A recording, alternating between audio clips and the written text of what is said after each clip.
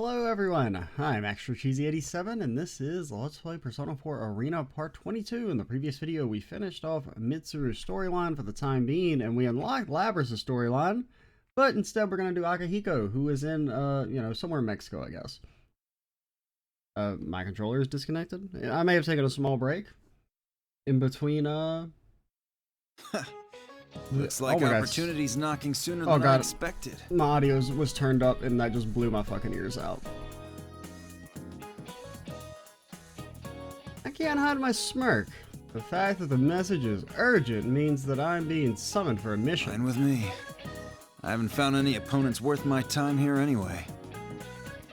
Plus, the training journey I'm on was preparations for these missions. It was my way of showing that I would be suited for taking on these special missions as a professional. It seems that either my plan is working or that this is fate telling me that this is the time to display my results has come. I guess we don't know exactly where he's at. You always know he's somewhere in Central / South America. I can't wait to see what kind of challenge there is in store for me now. I imagine what this unknown enemy could be and thrust my left fist proudly towards the foreign winds. Can't keep my body from trembling with excitement, and I plant my fist into my right palm. Everyone asks me why I'm not wearing a shirt for some reason. Early morning, May 3rd, Japan.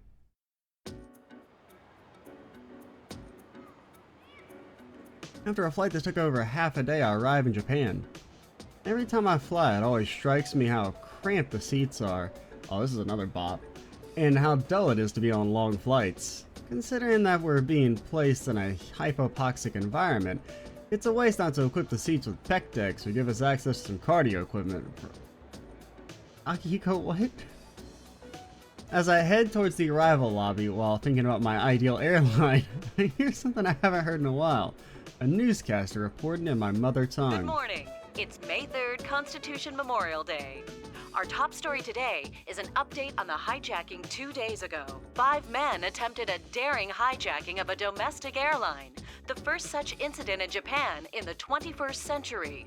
Police began their official interrogation of the arrested suspects this morning.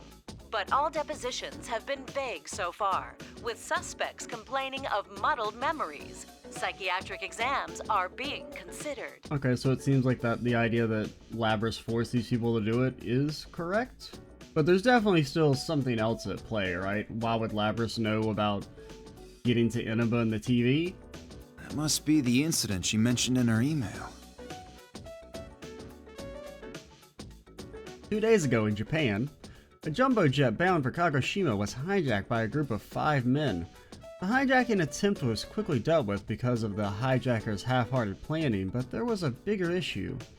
Unbeknownst to the public, the passenger flight that was being hijacked was supposed to have a very important piece of cargo loaded onto it.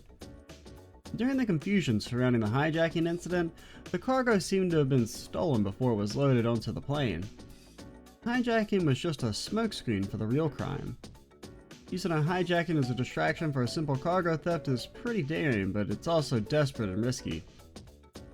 My mission is to retrieve that cargo from whoever wanted it so badly. This isn't a situation that can just be left to the ordinary policeman. This cargo is extremely dangerous, and the retrieval has to be done discreetly due to its sensitive nature. I look away from the monitor and begin walking her in. My cell phone immediately begins ringing, as if the caller was watching me the entire time. The name Mitsuru Kurija appears on the sub-display. Mitsuru Kurija, she's the one who summoned me here for this mission. I didn't tell her any details about my return flight, but she must have found the information on her own and called after learning of my arrival. She's still as prepared as ever. It's me. It's been a long time, Akihiko. I'm sorry to call you back on such short notice. Don't worry about it. I was at a good stopping point. Mitsuru has a much greater standing in the group than I, but we've been classmates since middle school and she fought alongside me in my biggest battle. I have a feeling that the only reason we were able to pull through such an ordeal was because we helped each other back then. So, who's our next enemy? Also, the main character died for your sins and all that. I mean, that was kind of important. Don't be so impatient. You received the brief I sent you, right? What I didn't say directly in it is that the stolen cargo was from Ergo Research. I figured it would be Kirijo group related, with you having to call me back. Most ordinary people in Japan would have at least heard the name Kirijo. Yeah, sure. The Kirijo Group. A large conglomerate, one of the few within Japan that can boast a large market share overseas. Their influence is so ever-present that they touch many aspects of a typical citizen's daily life.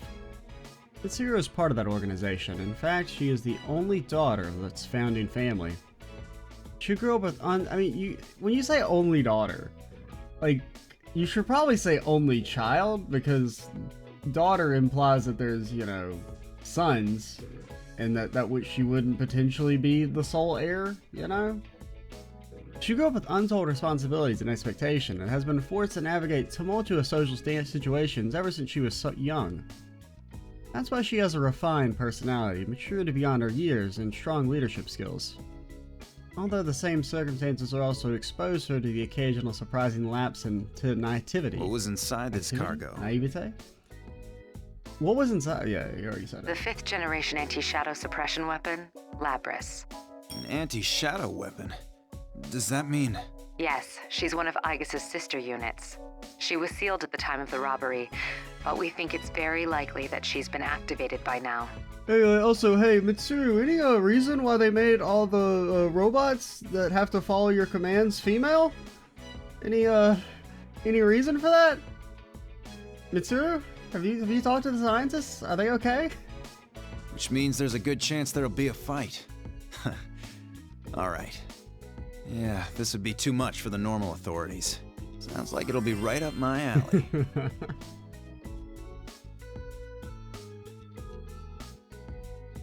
The man who ran the group 2 generations ago, Koetsu Kirijo. He was the founder of the group and also Mitsuru's grandfather. Around 10 years ago, some research he was working on brought about a huge distortion to this world. The forces that created that distortion were known as shadows. I guess the best way I could describe them would be to say that they are monsters incarnated of the darkness in people's hearts. In any case, there's something completely absurd like that. Koetsu Kirijo used Ergo Research, a facility that would later be known as the infamous Kirijo Economics Lab, to repeatedly perform inhuman experiments. He was artificially drawing out shadows in an attempt to gain powers beyond what mortal man should have. But the experiment failed during the final stages. It remained after a big explosion where over 50 casualties and a distortion in the world that can never be repaired. Normal people are completely unable to sense this distortion at all, and yet the same distortion could cause the entire world to collapse. 3 years ago, Mitsuru and I, along with our friends, devoted ourselves to a fight in order to end the threat of that collapse. Bonds are precious memories I gained from them, engraved upon my heart, and haven't faded to this day. Yo, when the dog? Fighting is not our first option. Where the dog but I'd at? be more reassured with you there. Where's God, I can't remember his name. Isn't it like Konamaru or something? Koramaru, right? Yeah, where the dog at? What he up to? We have a general idea of where it was taken. The Inaba area, where there were reports of suspected shadow activity last year. Okay, I'll meet up with you at the actual location. Are you heading directly there? You never change. Let me know if you need anything and I'll make the arrangements. Protein, that's all. What? No, it's better I don't ask. I'll send you the precise location later. Sorry to call when you've just returned from a trip, but I'm relying on your assistance. You went to a lot of trouble to create the shadow operatives. I won't do anything to tarnish the name. I'll see you there. Shadow Operatives. That's the organization I'm a part of. We're a joint task force comprised of the Kirijo group and the police officially. Officially, we do not exist. Our main mission is to deal with shadows-related cases that the police are incapable of handling. Our objective is to prevent or minimize the collateral damage caused by shadows. Shadows can only be defeated by persona users. Mitsuru, myself, and many of the members belonging to the Shadow Operatives have personas and knowledge about them. Mitsuru is fully dedicating herself to prevent Kirijo's tainted legacy from falling into the wrong hands. That is her. No, it's the shared duty of all of us in the group. I noticed that I've unconsciously formed my hand into a fist. I have an email from Mitsuru giving me the details on the meeting location. As usual, she's thoroughly planned this out. Inaba, huh? A smile appears on my face. An opportunity to use all the skills and strength I've been honing. I'll commit every fiber of my being to fulfill the duty I've been given. Couldn't ask for more. Alright, let's go, Akihiko.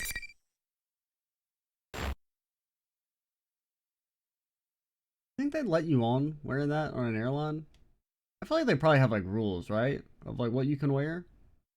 And I don't think his cape would count. They probably wouldn't allow you on the airline not wearing a shirt. I don't know. I've never tried. I've also never flown, but that's beside the point. I arrived in Inaba earlier than I planned. Or at least I've never flown like an airplane, but like a commercial one. There's a lot of time to kill before I need to be at the meeting. In order to get a feel for the town and what's going on, I decide to walk around a bit. From the looks of it, it's an ordinary countryside town. Can't believe that people think a level 4 shadow-related case occurred here last year. Well, they don't think it happened, they know it happened, weirdo. I guess they don't know it happened, but as far as I can tell, there doesn't seem to be disturbances going on right now. Looks like that unit named Labras isn't running amok here either. As soon as I stray from the main street a bit, it's mountains and fields as far as the eye can see. Akihiko, please don't go punch the mountain. The air is clean, the traffic's pretty light, so the town has that going for it. This would be a great place to go running early in the morning.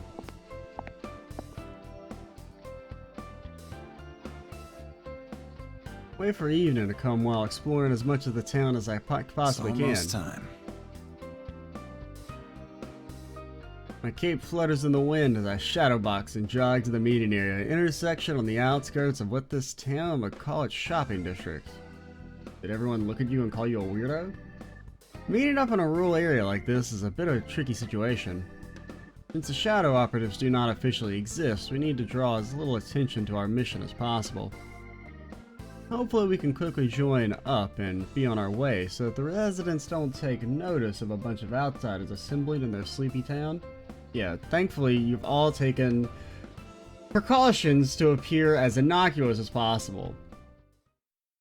Like, Igus is a fucking robot and she's the most incognito person here. Unfortunately, when I arrive at the meeting point, Mitsuru and the others are nowhere to be seen. Something happened? I doubt she'd run into any trouble she couldn't handle, though. Could it be that I'm at the wrong place? There aren't any tall buildings to block my view, so I look in every direction.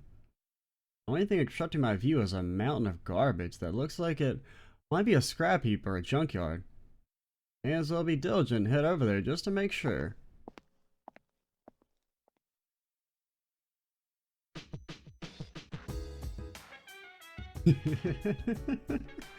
Into the area and it's full of all kinds of junk. Cars and household appliances, large and small, are piled into small artificial mountains. Pressed my footing and began climbing up the stacked trash. Looking down, I spot a long black limousine that is completely out of place in this tiny town. Maybe it's just part of the junk. I come to a realization and sigh. Of course. They'd stand out no matter where they were, so they could only park here. Two of my friends are standing by the limousine. Woman decked out in a fur coat and a mechanical girl. It's Mitsuru and Igus. Right before I call out to them, Igus does something bizarre. She extends her right arm towards the TV screen in front of her and... Igus's hand is passing right through the screen. Her still fingers aren't breaking the TV screen. They're definitely going inside it. Concentric circles of white light are rippling forth from where she inserted her hand. It's the same as mine. It's hard to say definitively since this is my first encounter with it, but I believe this reading is from a personality module. Does that mean our retrieval target is inside the TV? I understand how or why, but it seems that people can enter that TV. If that's the case, it'd be the perfect place to hide stolen cargo. That makes things easier. Huh. Sounds like fun. The two of them look up, Is that- surprised. Akihiko? I leap off of the mountain of trash and land in front of him. You didn't show up at the rendezvous point, so I went looking and found you here. This whole TV thing is pretty interesting. Akihiko, what on earth are you wearing? Just what were you doing overseas? Didn't I tell you that I was on a training expedition? Don't tell me you came here from the airport like that. Does the concept of keeping a low profile mean nothing to you? I take a glance at Mitsuru and I can tell that she's summoning up her coldest stare. This clothing allows me to have much better mobility, but I don't think Mitsuru is going to listen to my explanation. But like, what if you get cold? Mitsuru-san, I believe we have lost the right to complain about that. Glancing at Mitsuru's clothing once again, I can't help but sigh.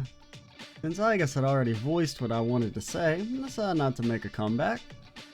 Mitsuru simply shakes her head. It's not because you're scared she's gonna stab you. Yeah, it's just you don't need to make a comeback. Yeah, that's it. Yeah, keep telling yourself that. Mitsuru simply shakes her head and sighs back at me. Seriously, this is what happens when you grow up in a wealthy family, sheltered from the lives that normal people live. Yeah, normal people's lives. Anyway. Because Akihiko, he's the common man.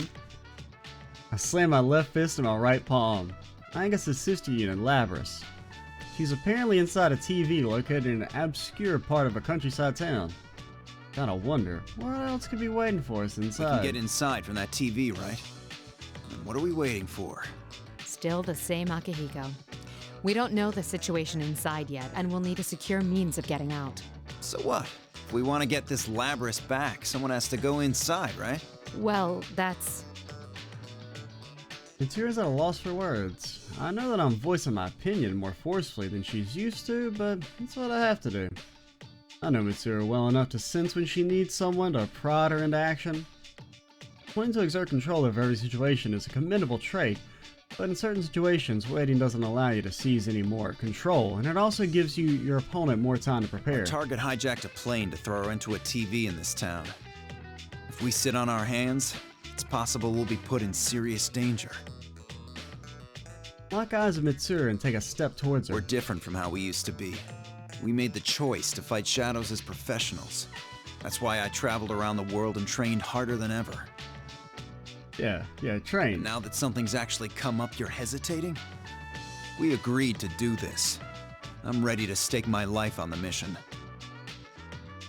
3 years ago, I had said that it was my duty to help in the fight. But looking back on it now, I know that a lot of it was just for kicks. Seeing myself definitively become stronger and experiencing all that personal growth was incredible. Becoming a stronger felt like it would satisfy some deep desire within me. And if I died giving my all against a really powerful opponent, I didn't really mind the thought of going out like that either. I was honestly fighting for myself more than anything else. But now, something's changed in me. I wandered around the world with something in the back of my mind constantly nagging at me. Something about not having a grasp of some part of myself. I know that I want power. Power to protect others. That feeling has always been there. There's still something else though, something different. A few seconds of silence pass, then Mitsuru's eyes narrow.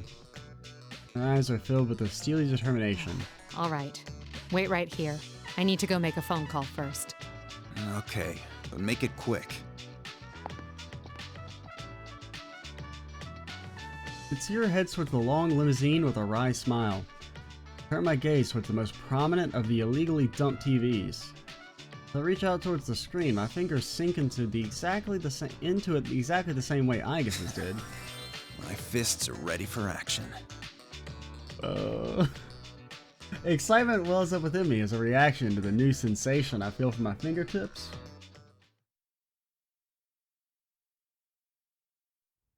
Okay, well, we've seen this just a couple of videos ago, so we don't really need to see it again. And plus, we've seen it even before then, but...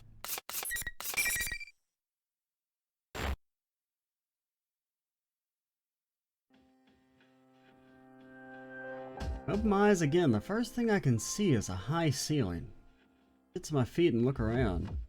Basketball hoops are ground lined with white tape and folding chairs stacked high into the air. Is this a gym? What I'm seeing now is matching what I expected to be seeing. My memory's correct. I entered the TV with Mitsuru and Agus. This was inside of the TV? And it hits me. This is a reality. Everything looks extremely real, but I sense odd presences nearby.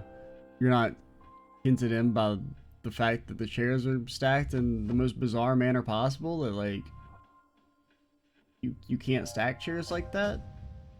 There's, you know, gravity and physics. I braced myself inside this oddly quiet gym. I mean, I don't know, maybe it's structurally sound, I don't know. Seems like it'd be kind of hard for students to do, though. Everything looks extremely real, but I sense, okay, if I'm the only one here, I must be cautious. I'm alone? I suddenly realized that Mitsuru and Aiga should be here, too. They came into the TV with me, but they're nowhere to be seen. We get separated from each other as we were falling in? No, it's more like that we were separated intentionally. Well, I don't really need to worry about them. Pretty sure that they'll be able to handle anything in here on their own. Even if something does attack them, those two will just counterattack with icicle executions and machine guns. This feeling in the air reminds me of somewhere, though. Probably more scared of the machine guns than the icicles. I felt this harsh atmosphere before. Dig through my memories. That's right. This is what Tartarus felt like. A tower full of shadows where we did battle 3 years ago. Since this area is unfamiliar and I'm assuming hostile, there's no knowing when an enemy may attack. Waiting around to get ambushed isn't really my thing. It's time for me to get moving. Just as I think that. What in the world is that? A bizarre object approaches me from further inside the gym. He's not bizarre.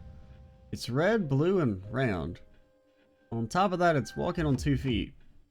I've wandered all across the globe to different regions, but I've never seen such a bizarre creature as this. Huh? There's a weird guy in a cape. Weirder still, it's able to communicate with me. You think you've got the right to call me weird? You seem suspicious. How rude! I'll say the same back to you. Being half naked and wearing a cape is totally suspicious. He's got a point. Could this be the pervert I've heard rumors about? My innocence is in danger.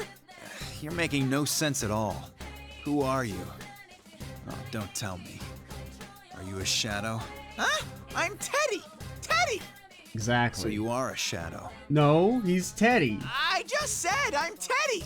Teddie! It's easy! No bear has fur that color. Or can talk. I like how his first objection is the color, and then he's like, you know, the color is of course the reason why you're not a real bear, but the talking aspect is a minor detail that has led me to this conclusion. How cruel! I'm an adorable, sexy beast, no matter what angle you're looking from. Teddie. Does that mean he's different from an ordinary kind of bear? He's not your average bear? Suddenly a monitor nearby springs to life. What appeared on it was also red, blue, and round. It's another bear thing, or to be exact, it was also Teddie. I can't have you wandering about on your own. You're such a troublesome bear. Oh, it'd be so good if it said another Teddie. You're the troublesome one! How dare you do whatever you want while looking like me? It's a violation of my image rights! What's going on? Are you twins or something? Huh? I've discovered an unknown half-naked caped man! I guess they couldn't quite fit Teddie. The text doesn't have enough space to fit it, but it would be funny. An intruder! Unexpected! X. Suddenly the sound and image on the monitor get corrupted, just when I thought I was going to start figuring something out. About this place and those creatures. Screen flickers and dies out. Is this some kind of ruse? Monitor pops back on. Once again, it was the Teddie's... This is too confusing. I'm just gonna refer to the TV bear as bear number 2. People in a lot of overseas cultures add suffixes like the second or the great onto their kids' names, so I think I'll go with something similar. Do they? Kevin, go back and do your homework. Kevin the Great, go back and do your homework. In some crazy TV world, I'm just not gonna assume that these guys are Japanese. Like bear number 2 is gonna care anyway. I've wasted enough time rationalizing this. Bear number 2's eyes gleam in a sinister manner. He starts speaking clearly now. Case 04, unintended intruder. Entering elimination process. Elimination, huh? I don't have any clue as to what's going on yet. But I do know that bear number 2 has just won the right to be the first one here to taste my fists. I don't know exactly what's going on, but I've seen enough. Looks like you're the enemy here, bear number 2. You hear that, Teddie? You're the #1 bear now. I'm not sure how much stock I should put into common sense while I'm in this TV world.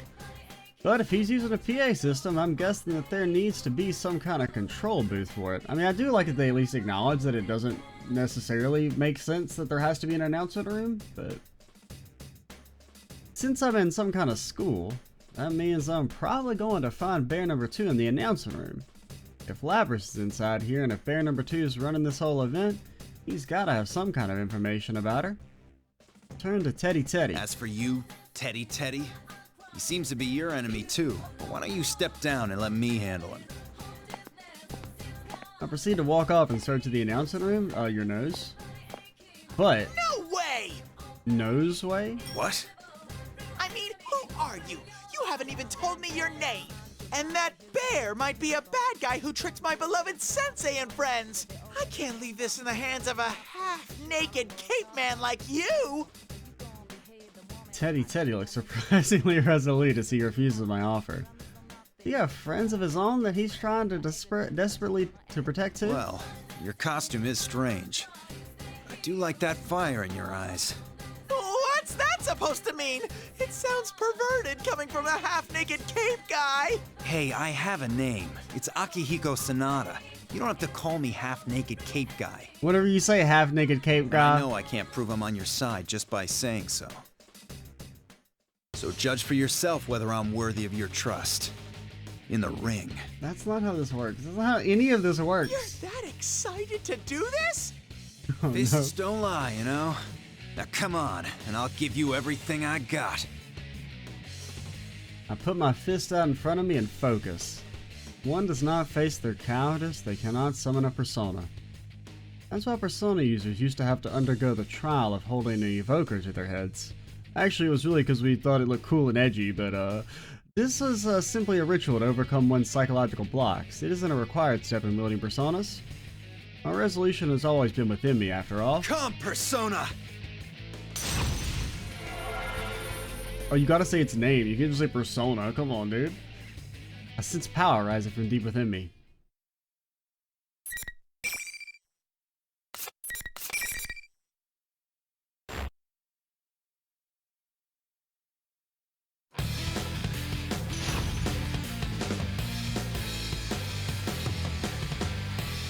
Oh boy, time for another round of I don't know what the buttons do.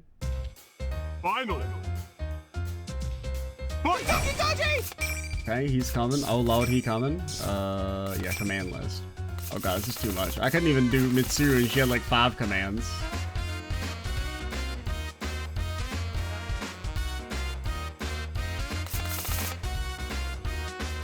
Alright, we just know we're gonna press the square button anyway. Oh my god, he's got the damn globe. Please stop hitting me. Okay, so it's like a little...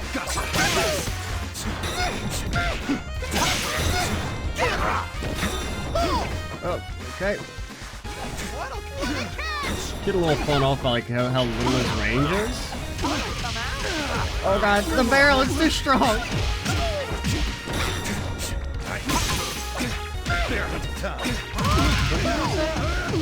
Oh my god. I'm so fucked. I'm so fucked. Alright. Please stop shooting me with missiles! Oh my god. Don't talk to me ever.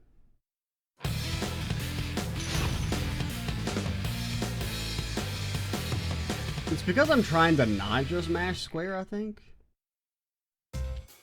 Finally! I would probably, you know, if I just like Fight! accepted that. Okay, maybe don't dash into the explosion. Oh god. Oh god. Oh bro, he's got no persona use at all. Do it. Come at this is gonna be awesome. Oh god.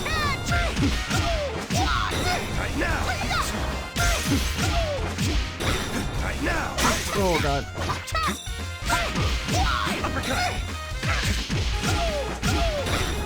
Oh, my buttons? Oh god, I keep forgetting we don't have any persona juice.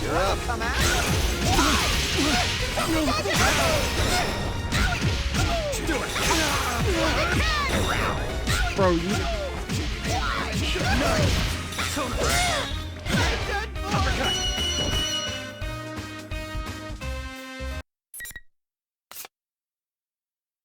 Yeah, that was not embarrassing or nothing. Alright, let's go. The intruder is a persona user. Difficulties in elimination.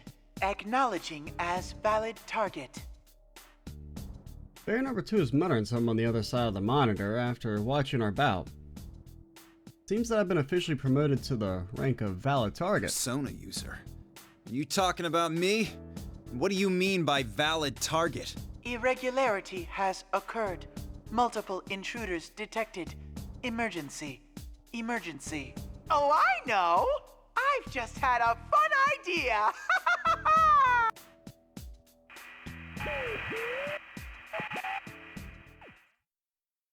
Just as bear number 2 starts speaking like a normal person, the monitor suddenly cuts out.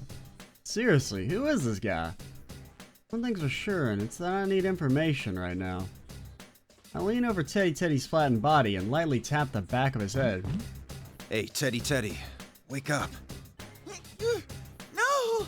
Kanji! You're crushing me to death! What? What's going through this guy's head? Teddie, wake up! I smacked Teddie a little more forcefully this time. I was worried that it might make him even flatter, but you're crushing him to death. That's a risk I'm willing to take. Oh no! Looks like that did the trick. Teddie gets up using whatever weird stomach muscles he has and yells at me while still in that flattened state. Hey! If you hit me so hard, you'll ruin my beautiful coat of fur! I'll go bald! Is that how that works? And it's just Teddie, not Teddie! This is getting to be a pain. Teddie purses his lips and looks away with a huff. You should have called him just Teddie. I wanted to demonstrate my sincerity with my fist. There's no doubt that I did that. Then again, considering how badly flattened he is right now, I guess it's understandable that he doesn't want to talk to me. Well, maybe I went a little too far. Let me at least talk to you. I have important business here too. I need as much information as I can get. Aren't you going to say sorry? Don't push your luck, or I'll pull out all your fur. I was just joking! Well, I am a knowledgeable bear, so I'll make an exception for you and listen. Hey, I'm the one who won. Where does he get off with this attitude? Doesn't feel right letting that slide, but I don't want him to get all pouty again. Take a deep breath and turn to face Teddie. I mean Teddie once more, just Teddie. First off, what kind of world is this? It's the TV world. Well, at least I was right about that. Teddie then went on to explain that there is a mysterious TV program called the Midnight Channel that only appears at midnight. That TV broadcast is caused by this world inside a TV. It seems that Teddie is back to his original appearance, or rather his original thickness. He's like a big stress ball. Don't get any ideas. That's hard to believe. But even if that's true, why does it look like this? Is this supposed to be a school or something? This is probably the school that Yosuke and the others go to. It's a real place? This world changes whenever someone comes here. I'm not sure why it's a school now, though. It changes when people come here. I used to live here for a long time, so I saw it happen a lot. You lived here? Well, does that mean you're from this world? What are you? That's, He's Teddie. Teddie starts clamming up all of a sudden. He started getting nervous when I blurted out the realization that he was living in this world, and that he wasn't human. Embarrassed about being different from humans, huh? He definitely doesn't look human, but it's easy enough to overlook because he's able to so easily carry on a conversation with me. And his fists definitely had a heart. Yeah, they did. I guess immediately springs to mind. She's a machine, but she also has the same heart as a person. Though this Teddie may be some kind of a costume creature, he must have a heart as well. That being said, he does look pretty stupid. Says the half-naked cape man. Ugh, there's so much I don't understand. But I can at least say I'm pretty sure you're no threat. Wow. Of course not. I'd never cause anyone any trouble. If you know this world so well, does the name 5th Generation Labrys sound familiar? Nope. I've never heard of it. Every day's great at Juness. I usually spend my time there. But when I came to, I was locked up here. I managed to escape, though, only to find that an imposter Teddie was causing a bunch of trouble with his P1 Grand Prix. He was bummed out a minute ago, but now his face is bright red and there's steam pouring out of his head. This guy is a real piece of work. Once again, says the half-naked cape man. That guy who showed up on screen looked exactly like you. He looked exactly like him. He calls himself the General. But don't confuse me for that phony. The real Teddie is made of all natural bear fur. If that was someone in disguise, there must be a reason he's trying to look like you. Ooh, I know. It must be because he's jealous that Sensei and everyone love me the most. But he's not 1/1,000,000th as cute as me.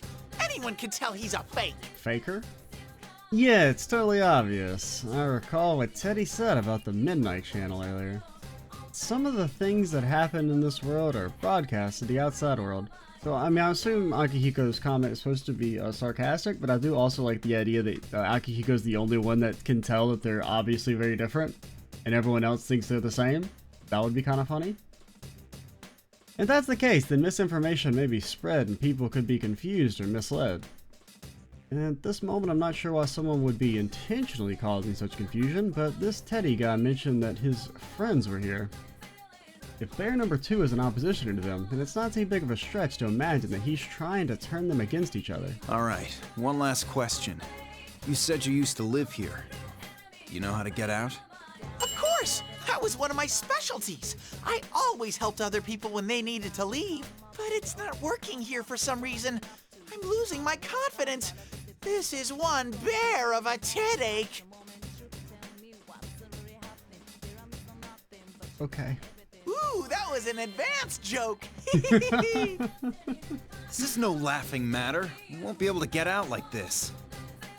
What, you didn't use a rope? Amateurs. That wasn't advanced at all, sheesh. He did give me valuable information though. I now have somewhat of a grasp on the situation. My main objective of retrieving Labrys and escaping from this world. I won't be able to accomplish either of these things as it stands. All we can really do now on our own is speculate. The bear number 2, the General was it? I have to pound some more detailed answers out of him. All I need to do is keep moving forward. And if I'm gonna move forward, I don't see the harm in doing it quickly. That's it. You're coming with me. No, Teddie's nose, it's in danger. I'm assuming that I'm probably going to need this guy's help in getting out of here later, so I'll grab the back of Teddie's head and sprint forward. But just as I'm about to exit the gym, Teddie gets completely stuck on something. You're gonna tear it off! I look behind me and Teddie is wildly flailing his arms around, but I don't see anything holding him back. What kind of trick is this? Hey, you almost made me lose my head! Ignoring the huge fuss Teddie's making, I reach over towards where Teddie is stuck. And I don't feel anything. Guess I'll just have to try again. I pull the back of Teddie's head towards me with my full strength. You're gonna make boy Teddie pop out. Alice in Teddyland. He's definitely stuck on something. For a moment, it looked like the zipper on Teddie's neck was warped. Whatever, it's probably just my imagination. Huh? Looks like there's a wall that I can get through, but you can't. What a bizarre place this is. Says the half-naked cape guy who pulled at my head so hard it almost came off! Oh well, I'll have to leave you here. Make sure you don't go anywhere alone, you hear me? I don't think that's going to be a problem. I can't burn any more time here. As I turn my back towards Teddie to proceed, his yell echoes inside the I gym. won't let you abandon me! I get lonely real fast! I'm coming with you! Your nose?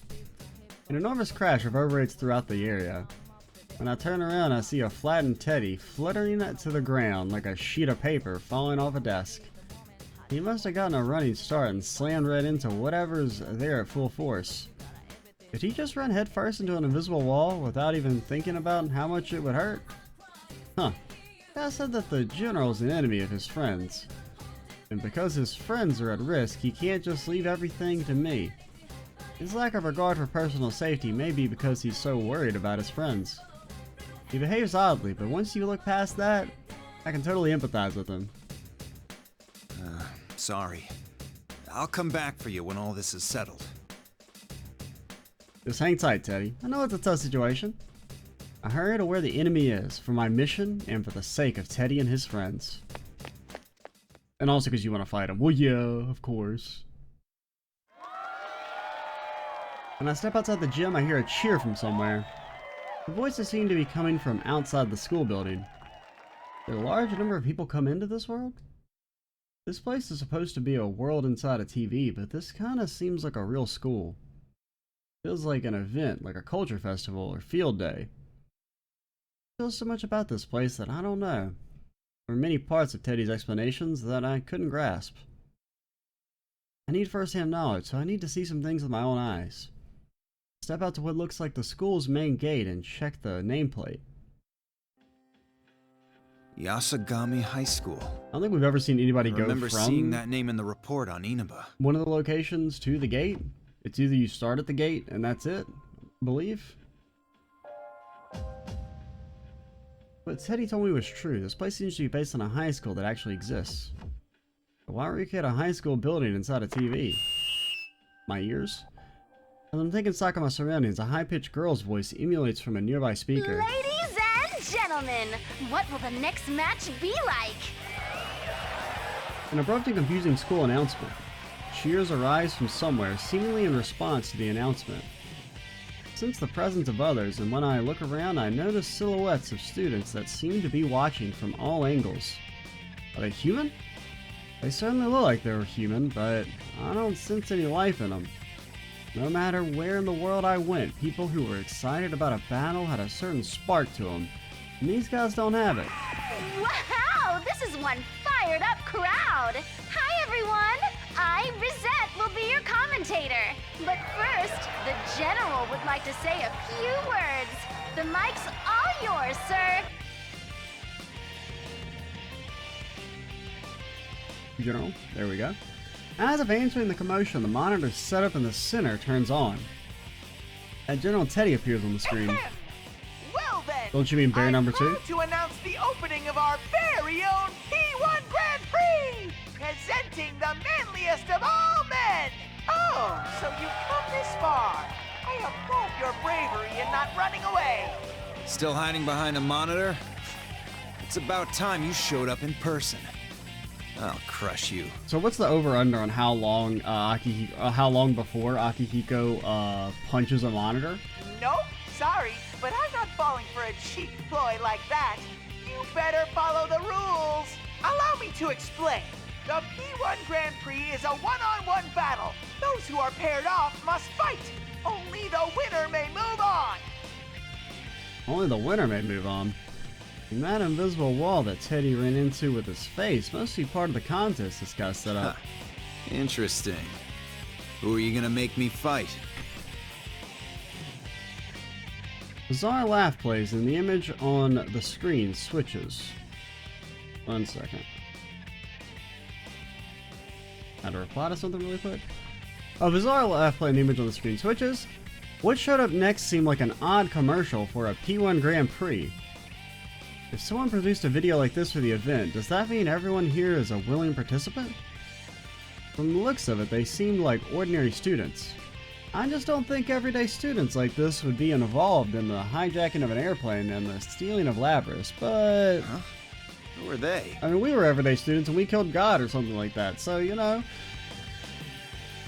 don't have to answer that. Sorry, but I don't have time to play along. I'm taking back Lapras. You are? The general on the screen looked shocked by my words. He'd been evasive or just laughed at anything I said until now, so this obviously struck a nerve. Don't think everything's gonna be that easy for you. You all should suffer, and then suffer some more! I'm not sure what specifically antagonized him, but it seems like he definitely knows something about Lapras. You think you can make me suffer, huh? Well, bring it on. I flourish my cape and head into the school building. It won't be easy, huh? Think about what the general said a moment ago. Honestly, I can't really think of too many times in my life when things went easily. Growing up as an orphan, my memories of losing what was precious to me. I've never gotten too burdened by it, but I've constantly been pitied by people probably been pitied by others for my misfortunes. Whatever. I never expected it to be. Pain of loss is my source of determination. I must stay strong in order to protect those who are precious and by my side right now.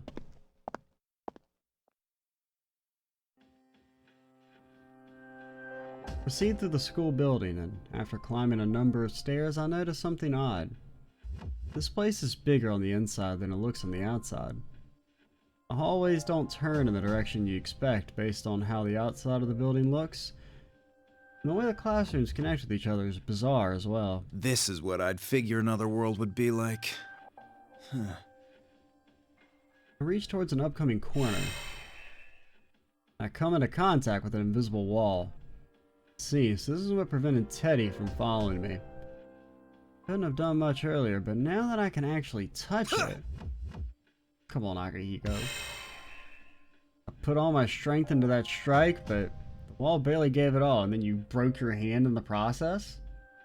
If it shakes, that means it's taking some damage. If I keep attacking it, I may be able to break through a portion of it and punch my way out. Or, you would break your hands. And I really don't know how much of this whole charade I can break through by destroying the walls. It wouldn't be a smart way of expending my energy. Sensing something catches my eye. A window. Oh no. The meat dimension! When I reach towards it, the invisible wall doesn't impede my progress. I knew it. Whoever set this up only thought about blocking people's paths. Anywhere there already was a real wall got overlooked. I'm not obligated to play by the enemy's gimmicks. If they want me to go one way, maybe I can gain an advantage by taking a route they don't expect. Then I'll just go another way. Put my hand on the window's frame and jump outside. Well, I suppose we will go ahead and call it here. And next time, we will see where Akihiko ends up. I don't know, maybe he goes to the meat dimension again. I'm Extra Cheesy 87. Stay tuned for the next part. And bye, guys.